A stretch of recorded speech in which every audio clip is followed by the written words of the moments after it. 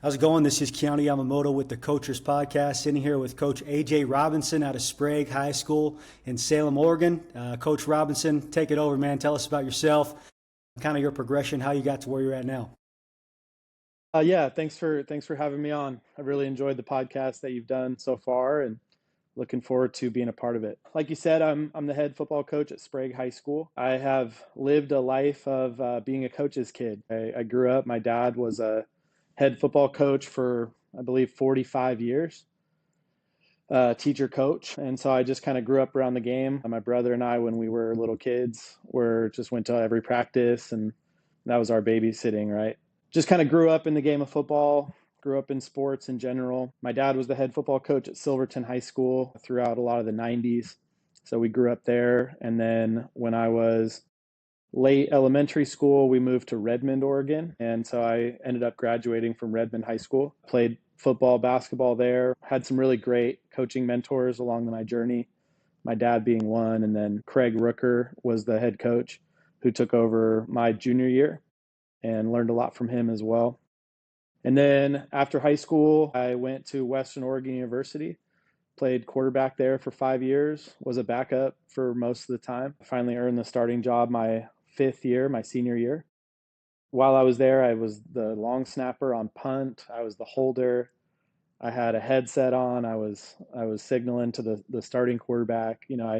I feel like my coach training, started at a young age, and then in college, I kind of had a choice of transferring out and trying to seek playing time, or just, kind of start developing my coaching skill set while I was still a player. And so I decided to stay and, be a backup for quite a few years. And then after Western Oregon, I got on the staff at West Albany High School under Randy Nyquist. And we had a great couple years. 2011, we went to the 5A semifinals. 2012, we went to the 5A quarterfinals. 2013, we won the 5A state championship.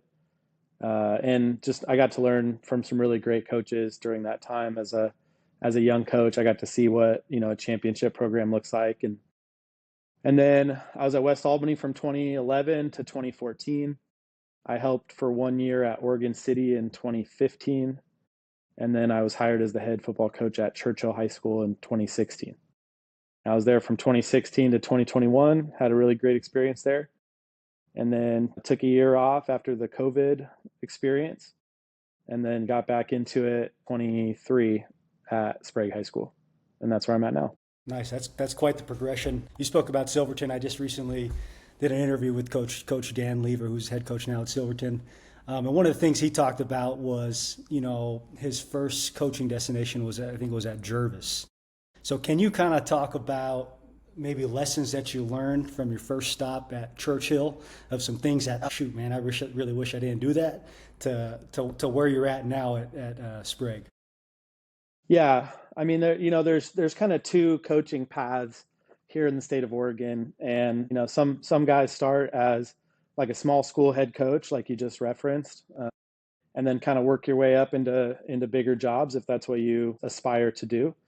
Or you can, start as an assistant. And I went that route where I started as an assistant for a good program and got to learn, a lot of what to do and what not to do through being an assistant. And I tell young coaches a lot now, the best way to get hired as a head coach is to get on at a good program with a good head coach who you respect and can learn from, have success there, be a star in whatever role that you're in. And then, you get more and more responsibility, and then you can get, jobs from that. So I took the assistant route, and I feel like that was a really good learning experience for me. I got to learn from really great coaches at a young age that really formed my coaching identity. Learning those experiences, you're not ready to be a head coach until you just do it. There's so many things that you don't know that you don't know. So I would, if I could, talk to my younger self, I would say this too shall pass. It seems like every single problem that you're going to solve is life or death, and it's everything is stressful and anxiety inducing, and it feels like you're kind of drowning a little bit in your first year And then, years later, you've done those kind of same things for years now, and there's always going to be some issue or challenge that you have to figure out. It's very much a problem solving role. So if I could tell my younger self, it would just be to have some patience, and the good times are going to pass and the bad times are going to pass, and just to stay steady, stay consistent. Yeah. When do you think you developed that sort of outlook or mindset? Was that year two, year three? No, I'm still working on it, to be honest. The parent meeting is the first thing that you do for the second time. So in your first year as a head coach, it's not just the first day. I mean, it's a whole year, right, of new experiences. So that second parent meeting, I did a parent meeting right when I got hired, and then I went through that whole first year. And then the second parent meeting, I kind of was able to relax a little bit and be like, okay, I've done this before. This is how it went, and I can make some adjustments on it. So year two really slowed down after year one, but it's gotten progressively more simple, and more routine as you go more years. And so I'm still working on it, but it helps to have a really great staff, and it helps to have some experience under my belt now. Yeah. So I haven't talked too much about parent involvement, at least with some of the other coaches. Give me just a quick synopsis of what that first meeting looks like, as far as just kind of introducing yourself, your philosophy. Like what does that look like? Yeah, anytime you go to a new program, people are excited to learn who you are. In my opinion, the head coach's responsibility is to inspire and communicate. So everybody wants a great football program, and there's a lot of people that will mobilize and work for that. They just need to know what the expectations are and which direction to go in. And so, if you visualize a bunch of people in a canoe, if everybody's paddling their own different direction, the canoe's not going to go anywhere. So my job is to put everyone into swing, which is we're all paddling at the same pace and the same speed in the same direction. So that's kind of what we establish in that first parent meeting is hey, here's the type of program that we want. Here's how we're going to accomplish that.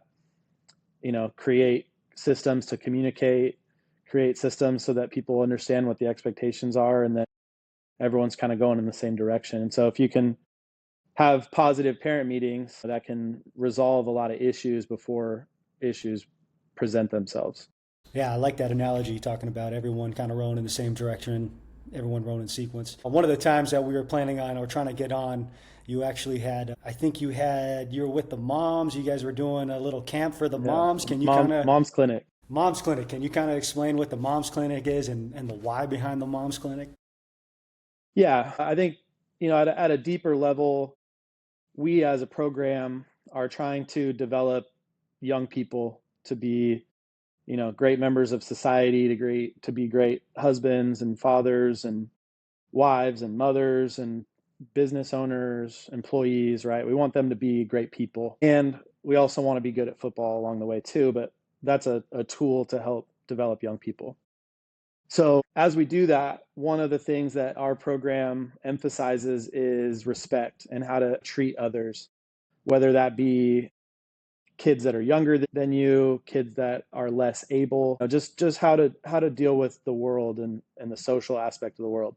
And so one thing that we put a heavy emphasis on is respect for women. And in my opinion, the best football programs are the backbone is the moms. The moms of the program is just the absolute backbone. They do a lot of the sweat equity. They organize things. They've set up meals. Like, the list goes on and on for what we ask of the women in our program. And so the moms clinic was essentially a way to honor those people, have them come out and have a fun football experience for them, just washing uniforms or, giving Are we doing rides. 5, 10, 5 and 40-yard dashes? What does some of the setup look like? Yeah, so we do a dynamic warm up. We try and run it like a practice. So we do a Cool. dynamic warm up, and then we split into individual drills, and the moms go with whatever their son plays. So if their kid plays, running back, they're going to go in the running back drills. And so we'll do, 15 minutes of indie time for them. And then we bring everybody together and we try and run some team. We'll, put together, linemen, quarterback, receivers, running backs, and we'll give them a scout card and say, hey, you're going to run this play. And they run the play, score. All of our kids are required to be there. We do it after a practice. So they hype them up, cheer them on, create good energy, and then we rep through plays. And then at the end of the night, they get a chance to full speed tackle their kid onto a crash pad, which is always the fan favorite. I've seen a lot of videos of that. That's awesome, man. You mentioned that your dad was a longtime coach, and you're kind of raised up underneath a football coach. At what point, or was it in college, did you know that this was the path that you wanted to go down? I think it was solidified in college. I always had somewhat of an idea that that's what I wanted to do, even at a young age when I was at camps and practices, and I just really fell in love with it and knew that was something I wanted to be a part of my life. And as I graduated college and I started being an assistant coach, Randy Nyquist mentored me and just kind of said, hey, if you want to be a head coach, you probably need to be a teacher. You don't have to be, but a lot of times it works best if the head coach is in the building and can see the kids day in, day out. So I knew in college that I wanted to be a coach for sure. And then while I was in college, I decided that I also wanted to be a teacher as well, so that I could, kind of pursue the head coach life, whether that be early in my career or later on after years of being an assistant. Why do you coach? I coach for a couple reasons. One is I'm a team guy. I've always been a good teammate, and that's been part of my skill set is, how do I help make the team better? I like wearing team clothes, and I like representing a group. I like being part of something bigger than myself. And so I knew that I wanted that to continue. I also coach because men, if they are not connected with by the time they graduate high school, there's a lot of troubling statistics about what happens to young men if they don't find value in themselves and find value in a group. So we try to connect with each kid in our program and use football as a tool to to connect with them, that we have a shared experience together, and then we can help mold the young person that they're trying to become. And so I think that's really, really important, that men have some sort of outlet, some sort of connection, somebody that they can look up to, that that they know that cares about them as a person, not just a football player, and that they feel valued, and that they feel like a home base. And I think that's really important for a young person as they go on in their life.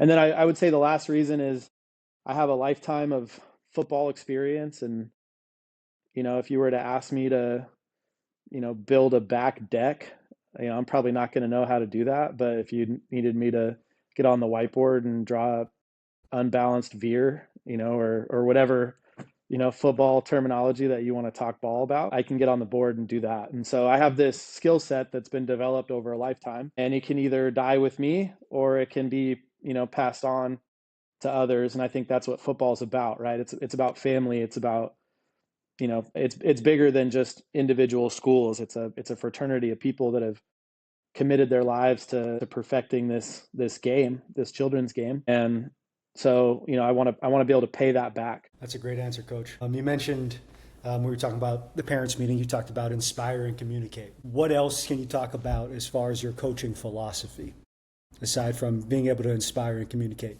Coaching philosophy in terms of building a program, or coaching philosophy in terms of like X's and O's? And Ooh, I want to hear both. Let's go building a program first, and then we'll go X's and O's, because that's one thing I don't really talk about on top of the podcast, but it kind of gets me excited. Hey, I like it. Yeah, brings back the coach in you. Yes, it does. So building a program, we believe in shared leadership.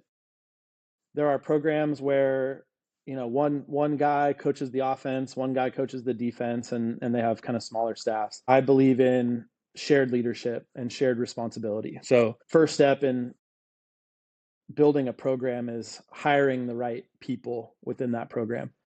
Nick Saban often talks about, the analogy of a bus, right? Like, find the right guys, find the right people to be on the bus, and have the wrong people get off the bus. And so, we've put a big emphasis on hiring really great assistant football coaches, men that that earn respect, that kids respect, that kids like, they listen to, that have great content knowledge, that are master teachers of their craft. And those are your sounding board. That's who communicates more so with the kids than maybe I do on a day-to-day basis. And so you have to have great people, right? People, product, process, right? Those are kind of the three big things, right? Get the right people in the building, get the wrong people out, work on your craft.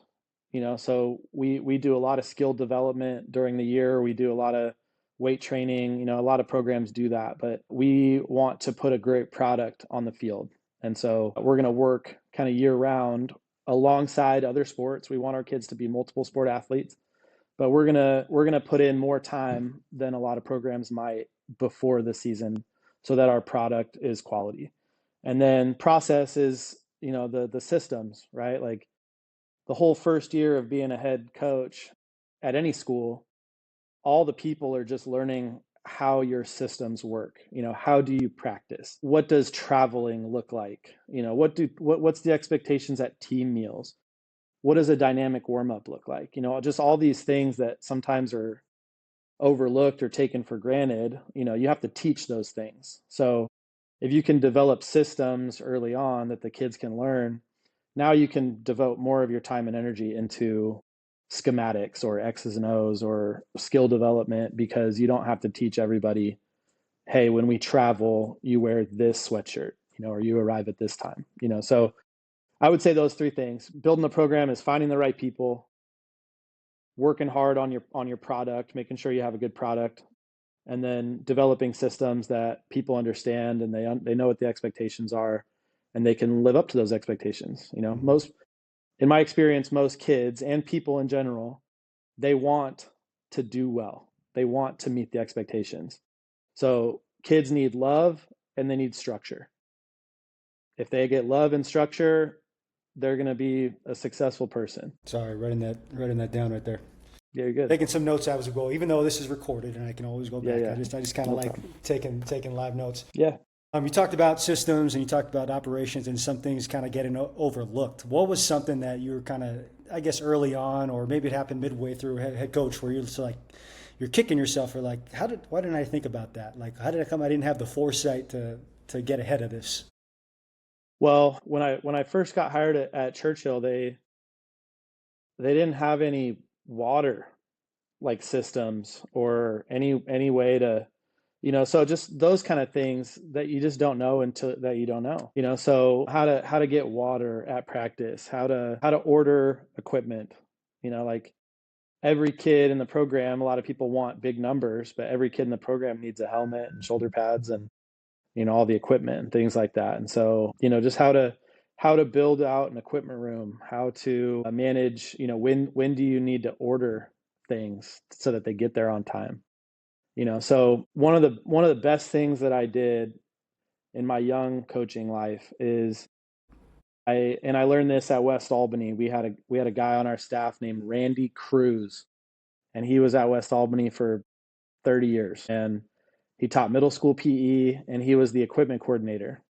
And I learned how important an equipment coordinator is when I was at West Albany. And so my first year at Churchill, we head down the road and we're going to a jamboree or something, and we forget to bring the footballs. And it's easy to miss, when you're trying to do everything. And so I learned at an early age as a coach that I'm not talented enough or smart enough to do it all. And so if I try to do it all, something's going to fall between the cracks, and I'm better off delegating to people that I trust, that are going to do a good job. And then again, it kind of goes back to that shared leadership, right? Like, so that people feel that they have ownership in the program. People have a job, they have roles, they have responsibilities, they're valued for what they contribute to our group.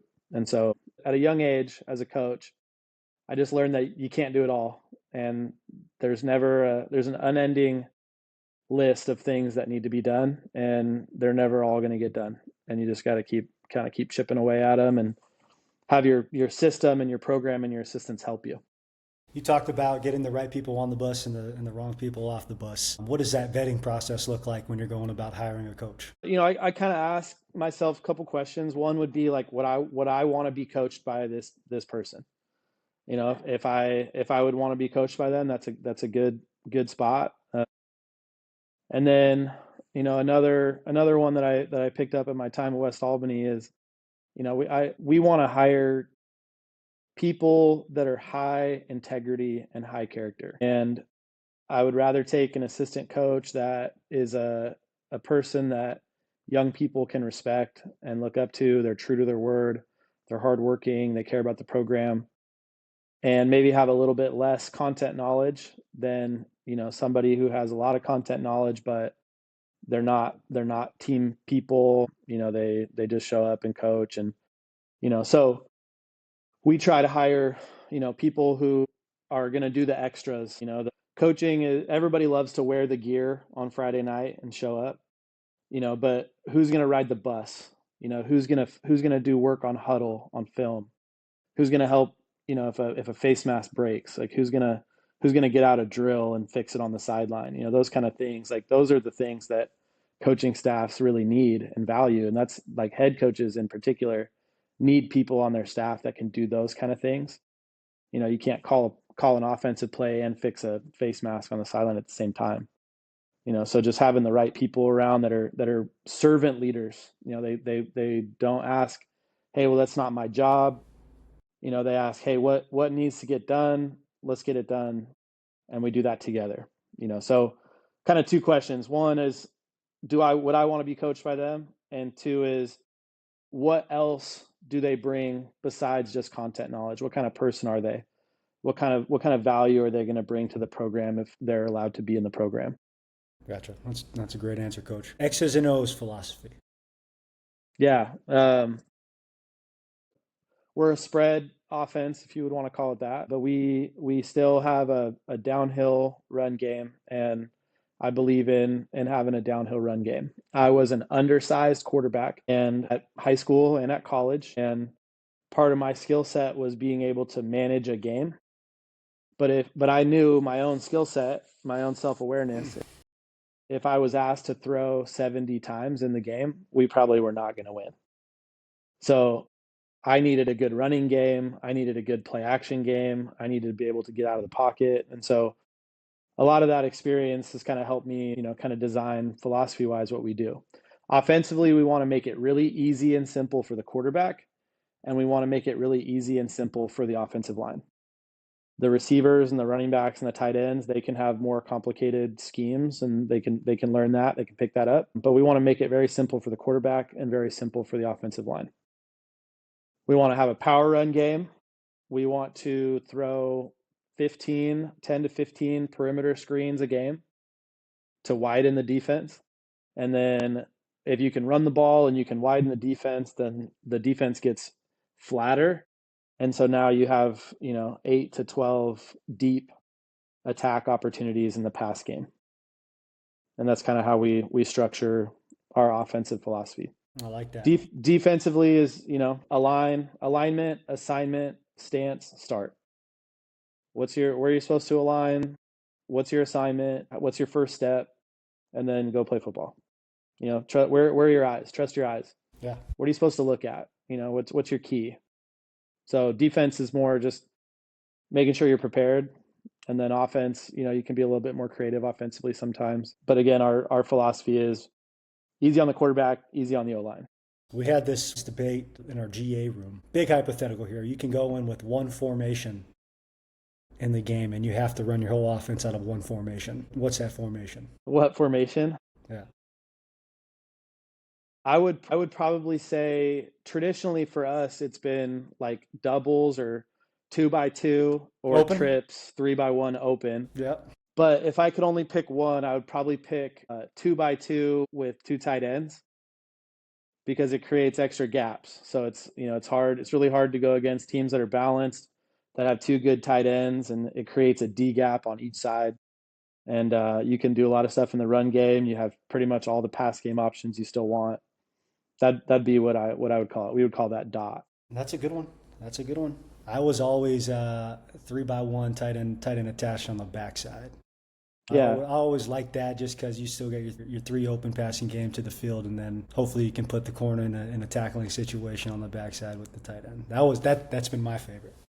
that's another offensive philosophy that we have is make corners, make tackles. Yeah. You kind of talked about it as we've been going along.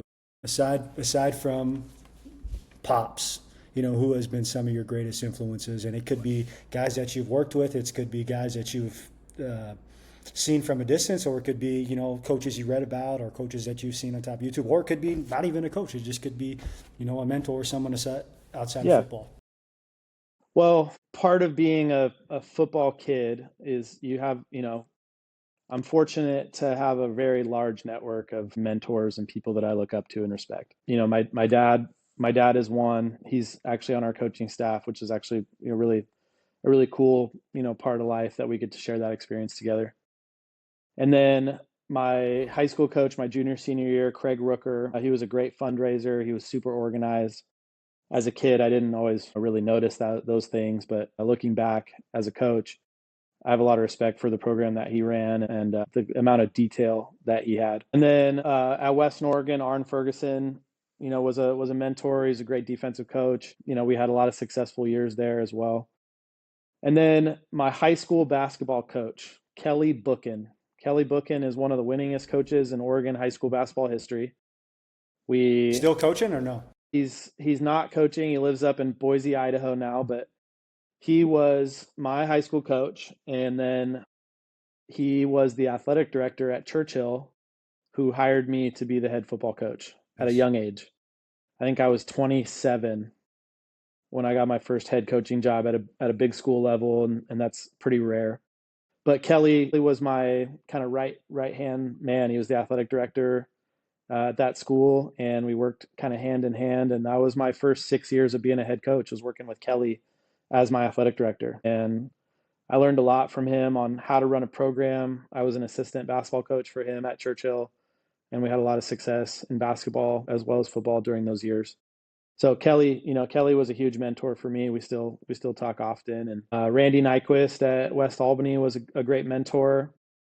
A really cool experience at West Albany that we got to be a part of. The guys that were on that staff is we had Neil Zambukos on our staff. Neil was the head offensive line coach at Oregon for like 20 years. He's in the Hall of Fame, That's and pretty he was cool. on our staff at West Albany. And his son was our offensive line coach, and so we had two really good offensive line coaches.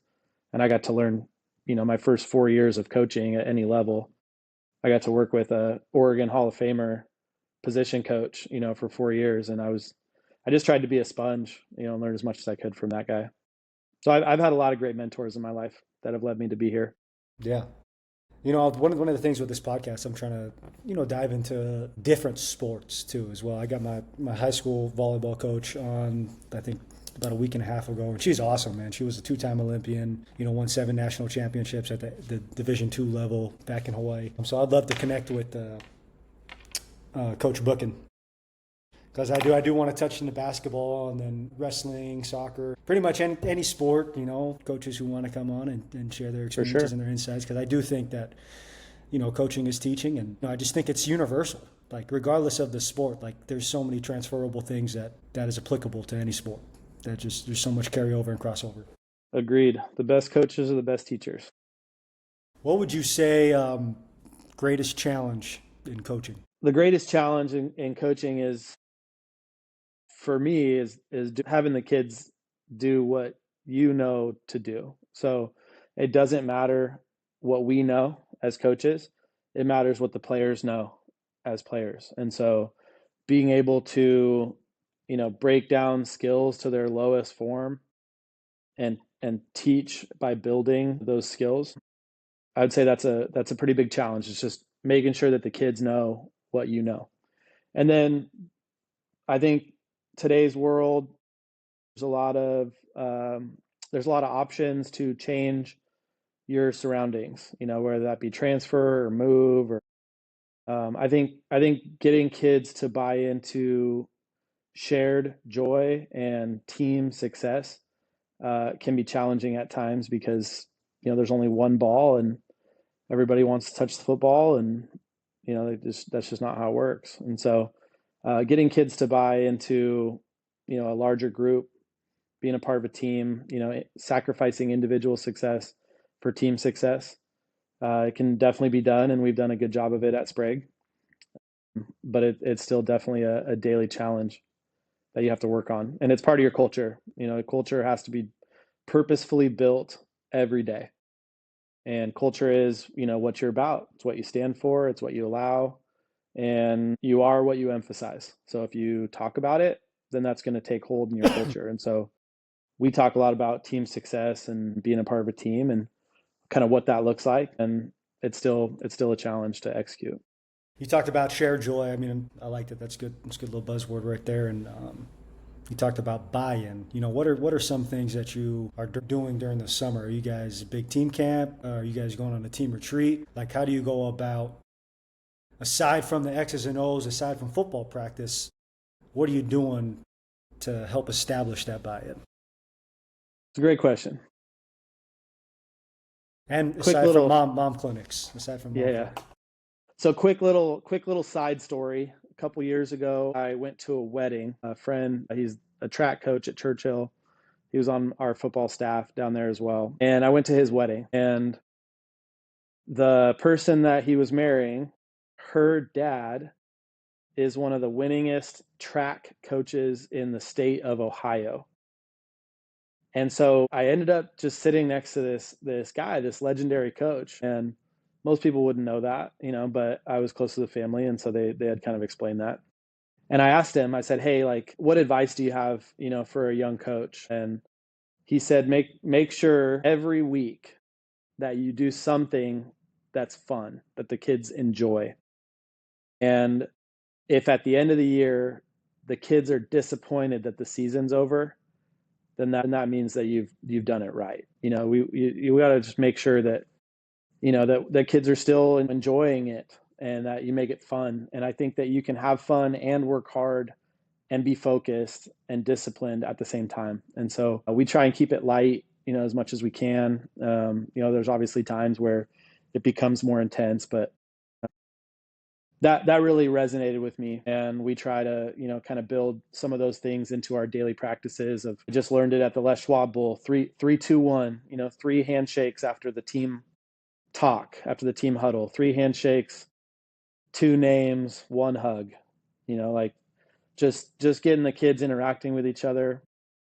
We have a class period called Oli Prep at Sprague, and when it's the off season, our football team will come in during Oli Prep. It's once a week, and we'll just do sharing circles, where we'll hey, what's your, you want to go to the beach or do you want to go to the mountains? You got to pick one, and the kids get to share, hey, I'm Owen, and I would rather go to the beach. Just little questions like that have had a lot of power. We go to a team camp. We've gone to Linfield team camp the last couple years.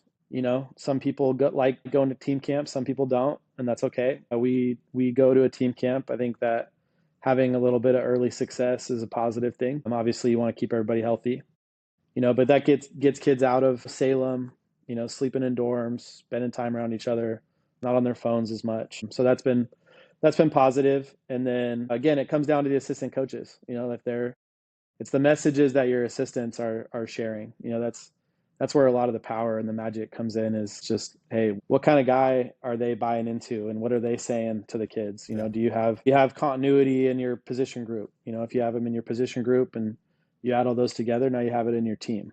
So just hiring the right people is really important. I might have to cut this short at around 12. I just got a text from my mother-in-law just because they're dropping off a couch today. That was supposed to come between You're good, 1 and buddy. 5, You're but it good. might come between 12.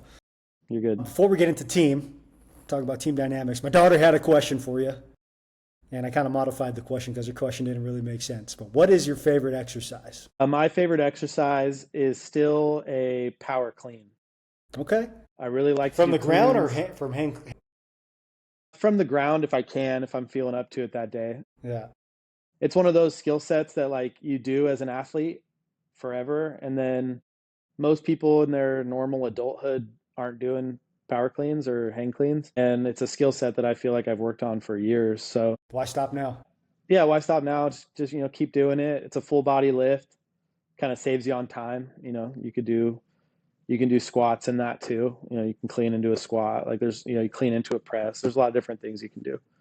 But we're a big power clean program, and I Okay, like doing power cleans personally. that's good. Kind of transitioning into team dynamics. What does the word team mean to you? Like I said earlier, team's really important to me. I think it's really important in our life to be part of something that's bigger than yourself. To have a group that's counting on you. The first way to trust others is to learn how to be trusted yourself. Do I have trust in myself? Do the people around me have trust in me? And the only way that you do that is through shared experience, time and experience together.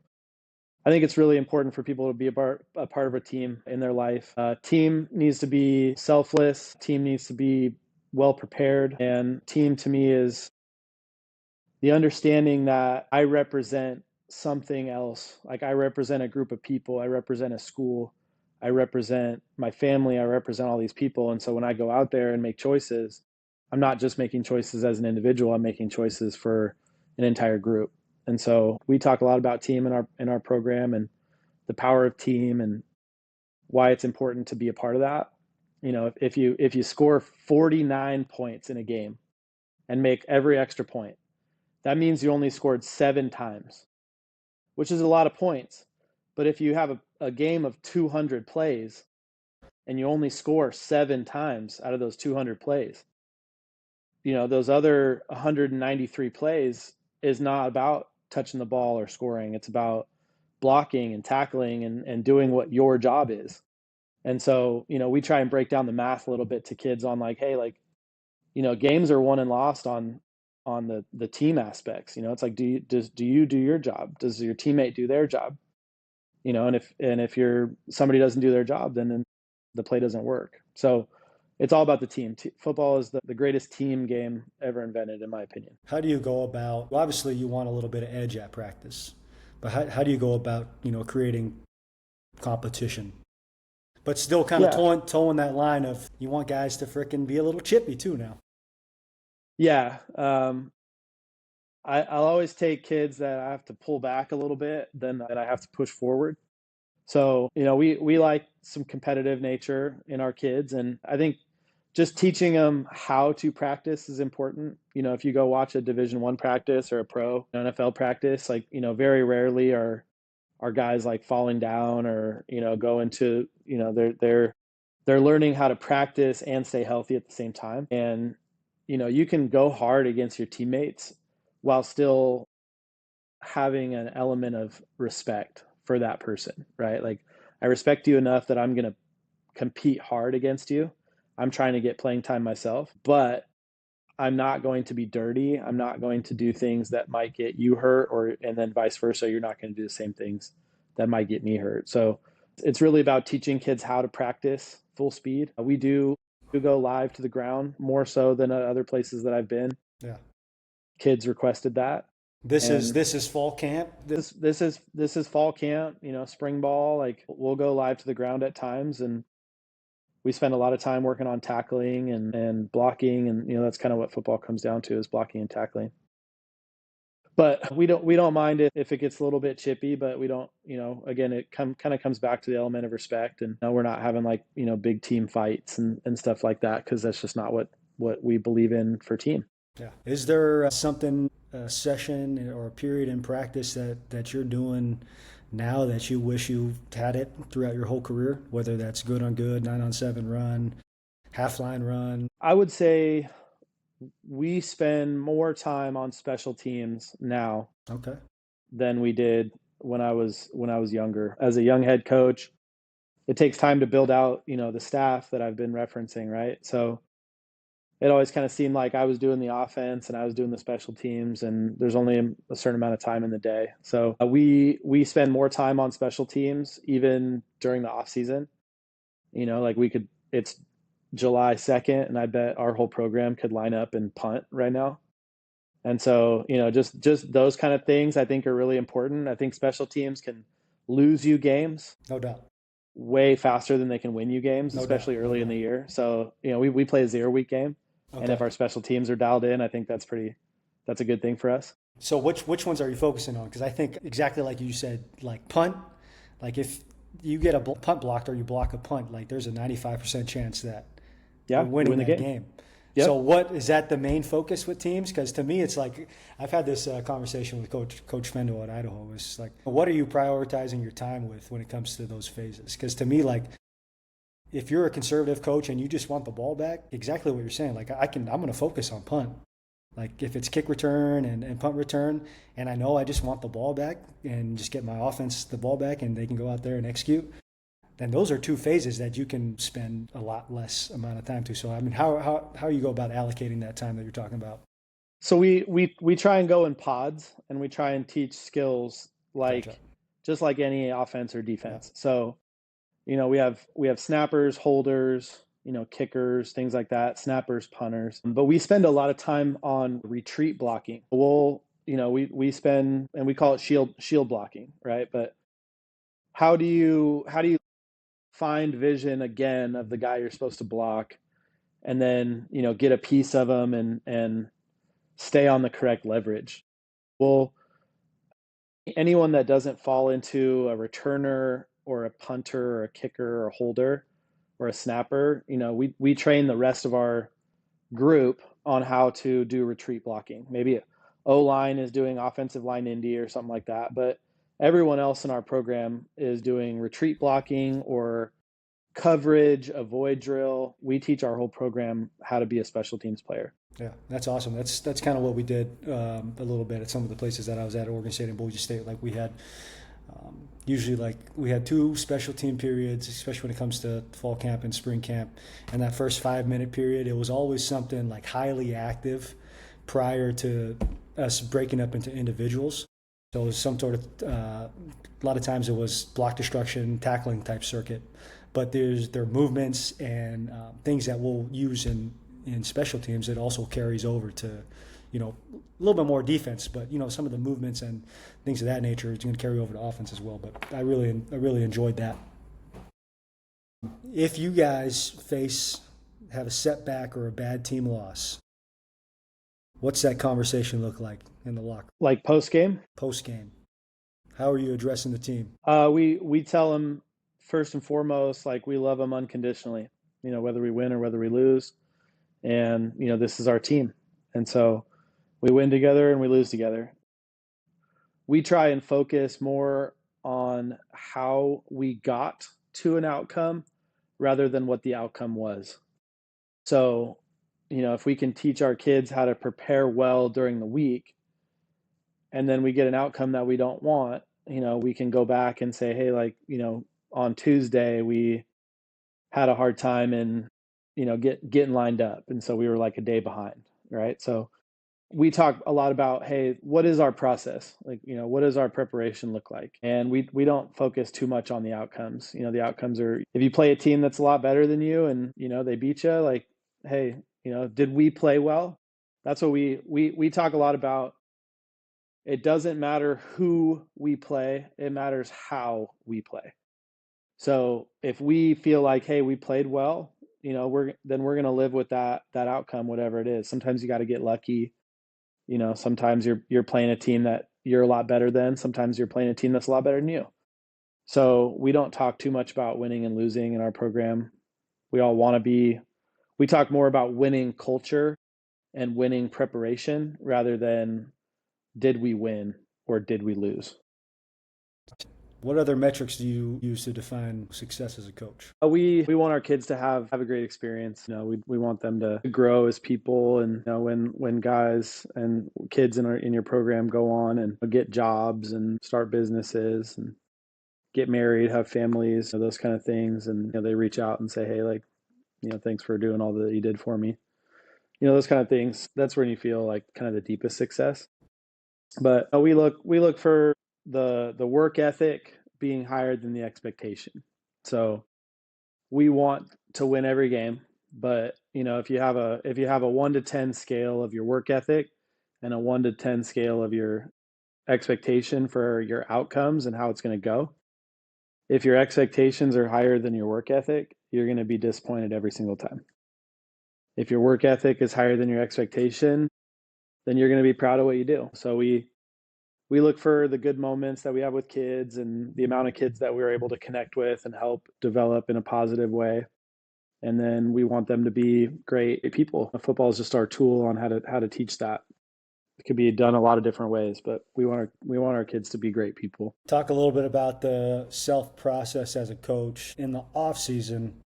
Are you looking at your systems and operations in kind of like big picture, or are you guys X's and O's? I know you guys do a little bit of everything, but what is kind of that timeline and order? Yeah, so I've always been a guy that I get asked to help in other sports, and sometimes I have a hard time saying no. So I've always been a guy that I've always coached, at least one other sport. This last year I did three, and I'm not going to do that forever. But the off What season is was it basketball, baseball? basketball, track, Basketball. basketball, track. Yep. So we want our kids to play other sports, wrestle, basketball, baseball, golf, track, whatever they're going to do, swimming. We want our kids to be multiple sport athletes, but in the off season, for me as the head coach, I'm taking inventory of how it went. How did the season go? What was the win loss? What was, how did practices go? Was there anything that we needed? And so we'll have exit meetings with every coach and get some input on what they saw, what they thought went well, what they thought we need to work on. And then we also give a feedback form to all of our players. And in that feedback form, we ask, those kind of same questions. What was your favorite part of the year? What did you think went well this season? What's something that we as a program can improve? Because it's not just about me. It's not just about our coaches. Like it's a football program is an organism, right? It's all these people in one place that are working towards the same goal. So their input is important too as we kind of reframe each year and decide, hey, this went well, let's keep doing this. This didn't go as well, let's tweak that a little bit. So we get the feedback from the players directly on, what they want to work on, what they think went well, what they need to improve on as a team and as a program. And I think that experience is valuable. Actually, I got that from Adam Gunther at Wilsonville. Yeah. And he does a good job, obviously, in his program, and they've had a lot of success. But just getting the kids' input on how we improve things, I think, was really important.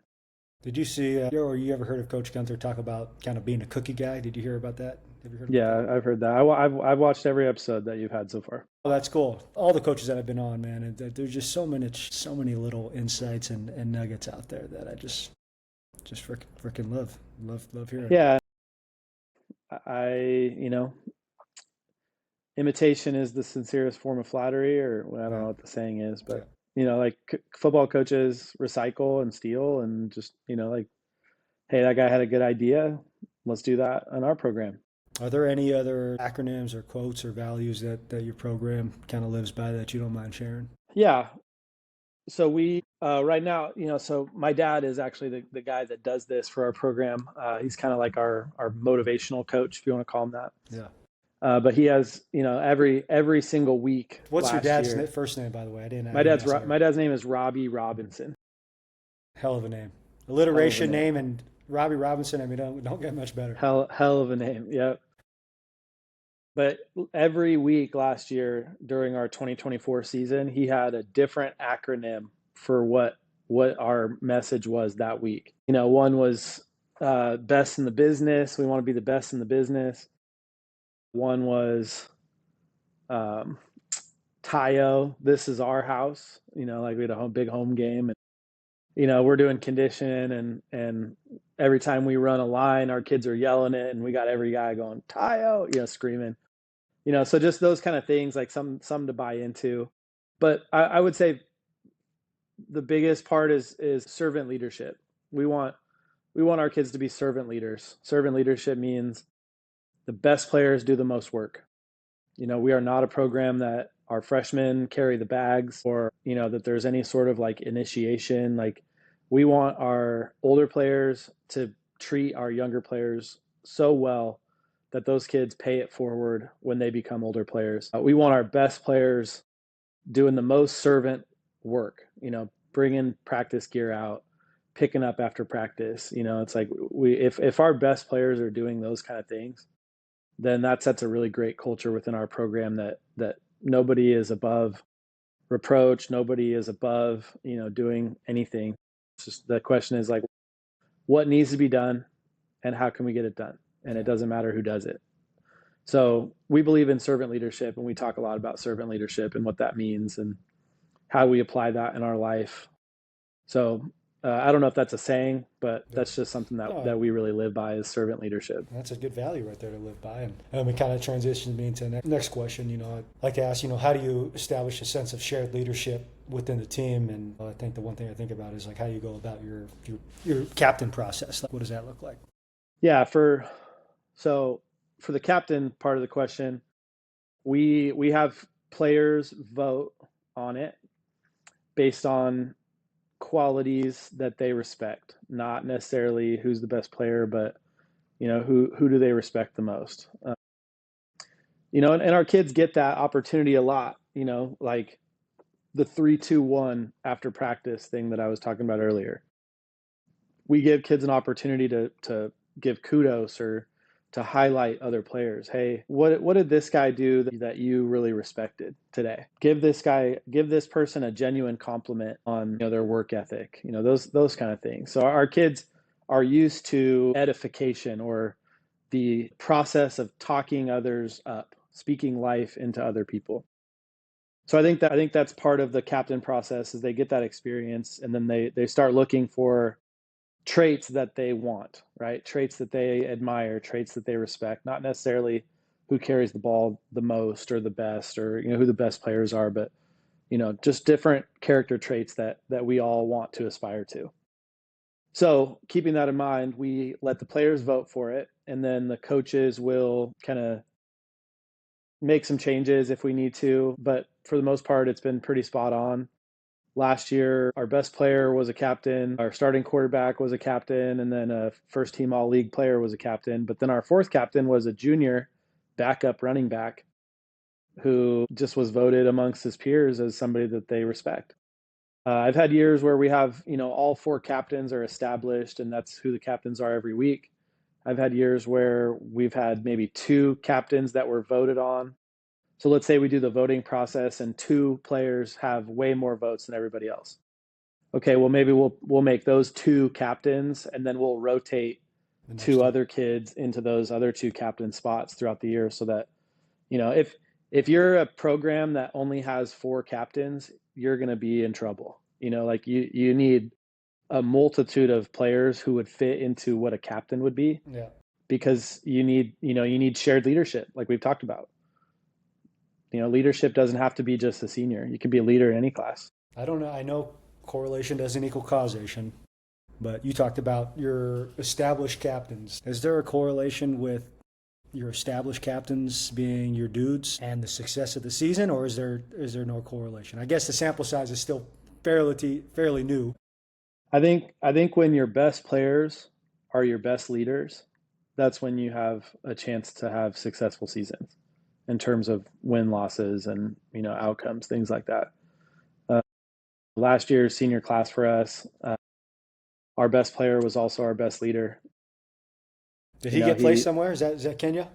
Yeah, Kenya Johnson. Did he get placed somewhere? He did not get placed. No, he's going on his mission, and then we're going to figure out where he's going to go after that. He's got a lot of schools that are interested in him, but our best player was our best leader, and because of that, we were able to really dive into schematics and X's and O's because we didn't have to spend too much time on what our player culture was going to look like because he wasn't going to sit out of practice. So if he wasn't going to sit out of practice as the starting tailback, nobody else sat out of practice either. So when your best players are your best leaders, that's when you have a chance to be really good. I've had years where our captains are not our best players, and I've had years where our best players are not captains. And both of those kind of situations, I don't want to say underachieve, but it's hard to reach kind of your ultimate goals if you don't have your best players as your best leaders. So luckily in the Sprague program, we have just tons of great kids that work really hard. And, we had 90 kids this morning at weights, a couple of days before 4th of July. And, we have a lot of guys that could potentially be captains, and that's a sign of a good team and a good program.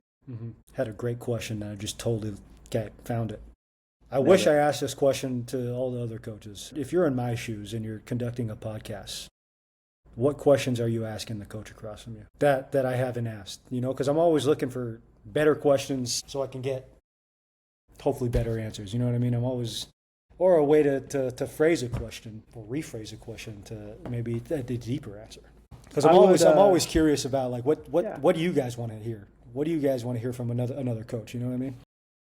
yeah. I mean, for me, when I listen to this podcast, I take as a head coach, I would like to hear about ways that people have built programs. So the question that you asked about, what do you do to build team culture? Those kind of things. Like the story that I shared about the wedding and sitting next to the track coach. That was maybe more impactful to me than any clinic that I've ever gone to, was just hearing this guy who has had a ton of success just say, do something every week that is really fun and the kids have a blast. And whether that be like a team movie night or just don't make it about just football. I think that was and you can take this back to your question of what would you tell your younger self. The less I have focused on winning, the more we've won. And I think early in my career, my second year at Churchill, and again, I say me, but it's not just me, it's we. There's a lot of people involved. But my second year at Churchill, we went 12-1 and lost in the state championship game by 3, and arguably should have won it. And then the next year, we had maybe the most talented team I've ever been a part of, and we lost in the quarterfinals. And I think that a lesson that I learned during that experience was that in 2018 we made it too much about winning, and it was not a good experience because our expectation was higher than our work ethic, and so everyone was pretty disappointed at the end of the year because we had this expectation that we were going to win the state championship because we were talented enough to do so, but we lost sight along the way of the team building and the keeping it fun and loose, and just making sure that kids have a good experience. And so I would like, going back to now your question now, I would like to hear about those kind of things. It's like, what do you do to build team culture? What's something that you do every year that your kids love? What's your kids favorite part of the program? Do you ask them those kind of things? That's good. No, I appreciate that. I appreciate that. Well, was there any final thoughts? Any final advices you want to impart on us? I appreciate that you're doing a podcast. I know the coaching world misses you, but I appreciate that you're doing a podcast. Talking about coaches, and it's hard. There's not a lot of, like, coaching is a dying profession. You don't get paid very much. You devote a ton of time and energy away from your own family and from your own loved ones. It takes a lot of sacrifice, and I think that it's important that you're bringing to light, a profession that deserves honor and respect, Yeah, no and doubt. that there just aren't a lot of coaches anymore. It's hard to find, good assistant coaches. It's hard to find, coaches that have coached for a long time and have experience, and so the more we can grow the coaching profession, I think the better it's going to be for the sport and for kids. Finding ways to develop better coaches and more of them, because there just aren't a lot. No, I appreciate what you just said there, and makes me think about Coach Lever, talking with Coach Lever, and something I never thought of is like some of the best relationships that I have like are with my assistant coaches because you just go through so much shared adversity, and they're sacrificing a lot of time to not only help you but help the team, and just exactly like you said, spend time away from loved ones and do it for not a Yeah. lot of pay. Something I thought, like, in college, I kind of started noticing this, but one of the greatest parts about being a part of a football team and being a part of, having a purpose in that way, is that you have a shared schedule. So like in college, all my best friends, we spent, we had weights in the morning, then we had practice, and then we had meetings, and then, we just were around each other all the time. So coaching at the high school level, and Coach Lieber's right in that way, it's a really healthy, if you have the right perspective, it can be a really healthy lifestyle, because you get such positive social interactions, and you have a guaranteed friend group. It's like, hey, I'm going to see this group of guys every day after school. And then on Friday night, we're going to go do something really challenging but rewarding together. And then we're going to meet on Sunday and we're going to talk about it. And so I spend more time with those guys than any of my, friends from college, or, it's like, it's just a guaranteed social group. Yeah. Which awesome. I think is awesome. Yeah. I love that part of it. Well, Coach, I appreciate your time, man. Last thing, make sure your work ethic is higher than your expectation. Where'd that come from? I like that. That's going in my book. That's going to my coach's. Love it. I listened to a podcast from Urban Meyer. Urban Meyer was talking to Tim Kite, I believe his name is, on a pretty well-known podcast, and he shared a story about his first year at Utah, and they didn't think they were going to be very good, but they just worked like crazy. And they ended up going like to the national championship or something at Utah when they had Alex Smith. And then he went to Florida and they won the national title. And then I think they had a bad year in between two national titles. And he used that and said, bad year was probably 2 losses. That was he said everybody came back from that national championship team and they just expected that we were going to do that again. And we didn't work. And so we had these sky high expectations with this low work ethic, and we ended up going, they had a really disappointing year, whatever their win-loss record was, but it wasn't a good experience. Yeah. And then so he just kind of phrased it like, hey, always make sure your work ethic is higher than your expectation. And if that's the case, like you're going to feel good at the end of the year. No, that's good. That's good, Coach. Well, I appreciate your time, man. Yeah, buddy. Okay. Thank you. Yeah. Have a good one. You too. See ya.